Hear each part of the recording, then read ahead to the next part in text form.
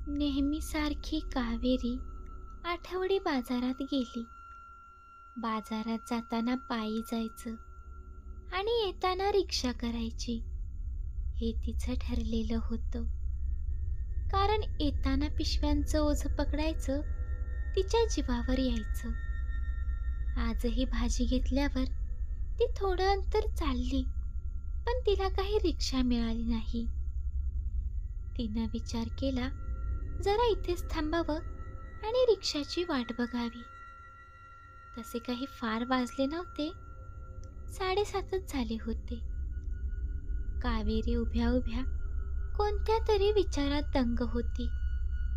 एवढ्यात तिच्या अंगावर थंडगार वाऱ्याची झुळूक आली आणि आपोआपच तिच्या तोंडून काय छान थंड वाटते असे उद्गार निघाले. तेवढ्यात तिच्या कानावर शब्द आले, बाई, कुठं जायचंय? कावेरीने समोर बघितलं तर एक रिक्षावाला होता. मनातून ती रिक्षा बघून आनंदली. तिने कुठे जायचं सांगितलं आणि किती पैसे घेणार हे विचारलं. पण रिक्षेवाल्याचा चेहरा कावेरीला दिसला नाही. चेहरा नाही दिसला तर काय बिघडतं, रिक्षा मिळाली हे महत्वाचं, असं कावेरीच्या मनात आलं. कावेरीने पुन्हा विचारलं, पैसे किती घेणार सांगा? तसा रिक्षेवाला म्हणाला, पैशाचं काय ते नंतर बघू. अहो, असं कसं? आधीच ठरवायला नको का? नंतर खूप पैसे सांगाल. मला माहिती आहे सगळे रिक्षावाले कसे 1-1 रुपयासाठी भांडतात ते. कावेरी म्हणाली, अहो बाई, मी त्या रिक्षावाल्यांमधला नाही. तुम्ही काय ठरवणार? सगळं आधीच ठरलेलं असतं. बसा रिक्षात. त्याच्या आवाजात एक जरब होती. पैसे सांगा किती घेणार? तुम्ही रिक्षेवाले नंतर पैशासाठी भांडता. कावेरी जरा वरच्या पट्टीतच पुन्हा तेच वाक्य बोलली, बाई, बसा रिक्षात, मला उशीर होतो आहे. रिक्षावाला थंड पण जरबेच्या स्वरात म्हणाला, तुम्ही पैसे सांगा तरच मी तुमच्या रिक्षात बसीन. तुम्हाला उशीर होत असेल तर तुम्ही जा, मी दुसरी रिक्षा बघेन. मी एकदा सवारी घेतली की सोडत नाही. बसा रिक्षात. अरे, ही कसली जबरदस्ती आहे? कावेरीने विचारले. गपगुमान बसा, रिक्षावाला आवाज चढवून बोलला. कावेरी तिच्याही न कळत कधी रिक्षात बसली हे तिला कळलंच नाही. त्याचा विषय तिला थोडा खटकलाच. तिनं रिक्षात बसल्यावर विचारलंही, अहो, एवढी गरमी होते आणि तुम्ही स्वेटर आणि ही माकड टोपी कसली घातलीये? तिच्या प्रश्नाला त्याने उत्तर दिले नाही आणि तो गपचूप रिक्षा चालवत राहिला. तिनेही नाद सोडला. अचानक कावेरीला खूप थंडी वाजायला लागली. तिने आपल्या साडीचा पदर अंगाशी घट्ट गुंडाळून घेतला, तरी तिची हुडहुडी काही थांबेना. बाहेर लक्ष जाताच ती चमकली. त्या रिक्षेवाल्याच्या पायाकडे कावेरीचं लक्ष गेलं आणि ती खूप घाबरली. ती भरभर राम रक्षा म्हणायला लागली. तोंडाने काय पुटपुटणं चालू आहे? बंद करा, रिक्षेवाल्याने असे म्हणताच कावेरी आणखी घाबरली. तिच्या मनात आलं, कुठून या रिक्षात आपण बसलो काय माहिती. अहो बाई, आज तुम्हाला या रिक्षात बसायचंच होतं. पण हे याला कसं कळलं? मी तर मनात बोलले. कावेरी अजून जास्त घाबरली. तिचे तळहात चांगलेच घामेजले. याची रिक्षा सुद्धा किती जुनी आहे आणि विचित्र चालतीये. रिक्षावाला म्हणाला, माझी रिक्षा अशीच आहे. रिक्षेवाल्याचं बोलणं ऐकून कावेरी चमकली. मागे वळून न बघताही याला कसं कळलं की आपल्या मनात काय चाललं आहे ते? या रिक्षेवाल्याचा आवाज इतका खोल का येतो आहे? अगदी दुसऱ्या ग्रहावरून आल्यासारखं वाटतोय. ती घाबरली आणि म्हणाली, थांबवा, थांबवा रिक्षा, मी इथेच उतरते. नाही, ही रिक्षा आता थांबणार नाही. तुम्हाला तुमच्या घराजवळ सोडूनच थांबेल. रिक्षा पुढे जातच नाही. माझं घर येणार कधी? मगापासून हीच घरं आणि झाडं दिसत आहेत. कोण आहात तुम्ही? एवढं बोलून कावेरीचं लक्ष बाहेर गेलं. रिक्षा तर चालतीये, पण आजूबाजूची घरं झाडं तीच होती. नवी घरं दिसली नाहीत. कावेरीचं रस्त्याकडे लक्ष गेलं. ती जरा बाहेर डोकावली तर तिला रिक्षा रस्त्याच्या वरून अधांतरी चाललेली दिसली. आता तर तिला दरदरून घाम फुटला. जास्त प्रश्न विचारू नका. तुम्हाला रिक्षा चालत नाही असं वाटतंय? बाहेर बघा, रिक्षेवाला म्हणाला. तिने बाहेर बघितले तर मगाची झाडं घरं बराबरा मागे गेलीत आणि तिचं घर जवळ आलं.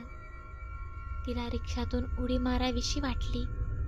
तेवढ्यात तो रिक्षेवाला बोलला, रिक्षेतून उडी मारू नका. मी पण अशीच उडी मारली होती. आणि काय? कावेरीचा आवाज रडकुंडीला आल्यासारखा झाला. तिने घाबरून विचारलं तर तो काहीच बोलला नाही. तिने भीतीने गच्च डोळे मिटून घेतले आणि देवाचा जप करू लागली. थोड्या वेळाने तिच्या लक्षात आलं, आपल्याला थंडी वाजणं कमी झालंय.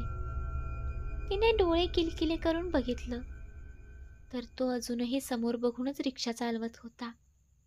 याचा चेहरा एकदा तरी दिसायला हवा, हे कावेरीच्या मनात चालू होतं. तोच त्याचा आवाज आला, माझा चेहरा बघण्याचा विचारही मनात आणू नका. का? कावेरीनं घाबरत विचारलं.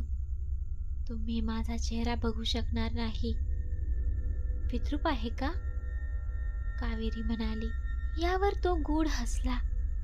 तो हसला असं कावेरीला वाटलं, पण त्याच्या हसण्याचा आवाजही आला नाही. याच्या हसण्याचा आवाज का आला नाही, हा प्रश्न कावेरीला पडला. असे वेडे विद्रे प्रश्न मनात आणू नका. मी हसलो तरी हसण्याचा आवाज येत नाही, रिक्षेवाला म्हणाला. तुम्हाला माझ्या मनातलं कसं कळतं? कावेरीने घाबरतच त्याला विचारलं. तो पुन्हा गोड हसला. तुम्ही खरंच रिक्षेवाले आहात की नाही? मी कुणीच नाही.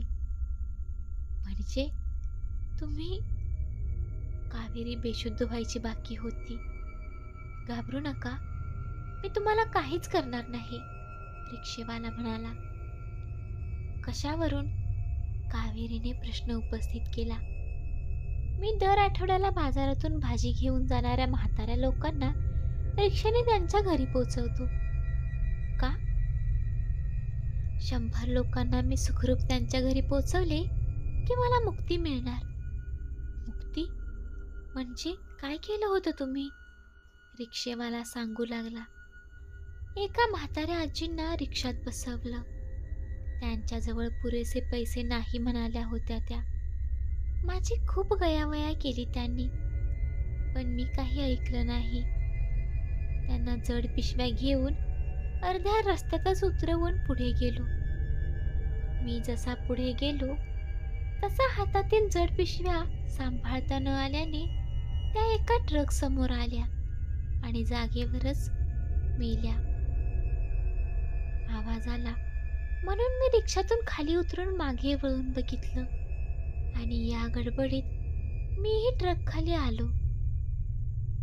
मी वरती जाऊच शकलो नाही. मला मुक्ती मिळालीच नाही. मी भूतयोनीतच अडकून पडलो आहे.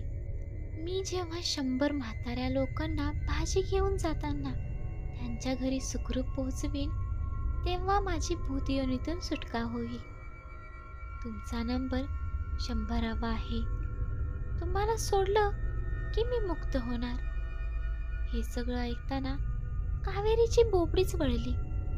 तिने आपले डोळे गच्च मिटून घेतले. ती अजूनच घाबरली आणि जोरजोरात रामरक्षा म्हणायला लागली. त्याच वेळी तिच्या दंडाला कोणीतरी धरून हलवलं. ती घाबरून किंचाळली आणि रडायला लागली. तेवढ्यात तिच्या कानावर शब्द पडले. आई, अगं काय झालं? अशी का किंचाळतेस? जोरजोरात रामरक्षा का म्हणतेस? तिची मुलगी मीरा म्हणाली. मला सोडा हो, मी काहीच केलं नाही. मी नुसतीच बसून राहीन. कावेरीचं सगळं अंग थरथर कापत होतं. यावेळी तिला तिच्या मुलीने मीराने जोरात हलवलं. तशी कावेरीने डोळे उघडले तर समोर मीरा उभी होती. तू इथे कशी? कावेरीचा आवाज अजूनच भेदरला होता. कशी म्हणजे? अगं हे आपलंच घर आहे, मीरा म्हणाली. कावेरीने बघितलं तर खरंच ती तिच्याच घरात होती. मग ती रिक्षा आणि तो रिक्षेवाला कुठे गेला? बाजूलाच तिची भाजीची पिशवी होती. कावेरीच्या अंगाला सुटलेली थरथर अजूनही थांबली नव्हती. मागच्याच महिन्यात शेजारच्या चिने काकूंनी त्यांच्या नातलगांना आलेला अनुभव आपल्याला सांगितला होता. हे तिला आज आठवलं.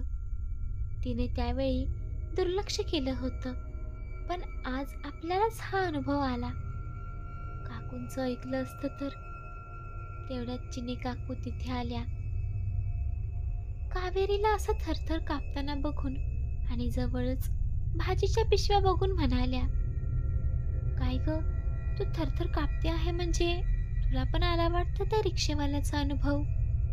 चिने काकू अर्धवट कुचक्या आणि कावेरीला वेड्यात काढण्याच्या सुरात म्हणाल्या, काकू प्लीज आता काहीच बोलू नका, आईची मनस्थिती ठीक नाहीये, मीरा म्हणाली. अगं मीरा, काकू मला मागेच म्हणाल्या होत्या, तुम्ही आजकालच्या मुली या गोष्टींवर विश्वास ठेवत नाही. पण हे घडलं. त्यांचंही एक जग असतं. भला माणूस होता तो. बहुतेक म्हणूनच दर अमावस्येला म्हाताऱ्यांना बाजारातून घरापर्यंत सोडतो. हे सांगताना कावेरीला पुन्हा थरथर सुटली आणि तिचं डोकं खूप दुखायला लागलं. आईची बिघडलेली स्थिती पाहून मीराने कावेरीला आत नेलं. मीरा कावेरीला असं पकडून का आणते हे कावेरीच्या नवऱ्याला काही कळलं नाही. त्याने विचारलंही, काय ग, काय झालं? त्यावर मीरा म्हणाली, काही नाही बाबा, हे एक वाईट स्वप्न होतं असं समजून विसरून जाऊया.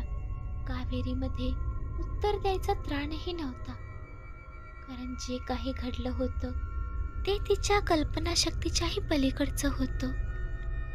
जर हा व्हिडिओ तुम्हाला आवडला तर व्हिडिओला लाईक करा आणि चॅनेलला सबस्क्राईब करायला अजिबात विसरू नका.